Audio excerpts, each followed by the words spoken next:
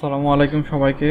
আজকে আমরা দেখব সুডো সিকিউরিটি বাইপাস ট্রাইহ্যাকমির একটা রুম। এটা হচ্ছে একটা প্রিভিলেজ এসকেলেশনের রুম। এখানে যদি আমরা একটু নিচের দিকে স্ক্রল করি তাহলে আমরা দেখতে পাবো যে এখানে আমাদেরকে ইউজার নেম পাসওয়ার্ড দেওয়া হয়েছে একটা নর্মাল ইউজারের জন্য, বাট আমাদেরকে যেটা করতে হবে, আমাদেরকে রুট ইউজারের আন্ডারে রাখা কোনো ফাইল দেখতে হবে। সো এই ল্যাবটা আমাদেরকে ফার্স্ট অফ অল যেটা করতে হবে যে এসএসএস এর মাধ্যমে আমরা নর্মাল ইউজার হিসেবে লগ ইন করবো। সো আমরা এটাকে কপি করে নিচ্ছি একটু, অ্যান্ড কমান্ডটা কপি করার পরে আমরা যদি আমাদের লিনাক্স মেশিনে যাই অ্যান্ড এখানে যদি আমি ক্লিয়ার করে দিই, অ্যান্ড ক্লিয়ার করার পরে যদি আমি পেস্ট করে দিই, হ্যাঁ, দেওয়ার পরে আমি এন্টার প্রেস করি, অ্যান্ড এন্টার প্রেস করলে আমাদেরকে বলবে যে আমরা কি লগ ইন করতে যাচ্ছি। আমরা বলবো যে হ্যাঁ চাচ্ছি, অ্যান্ড পাসওয়ার্ড হচ্ছে ট্রাই হ্যাক মি, এটা দিয়ে দেওয়া আছে ল্যাবের মধ্যে আগে থেকেই।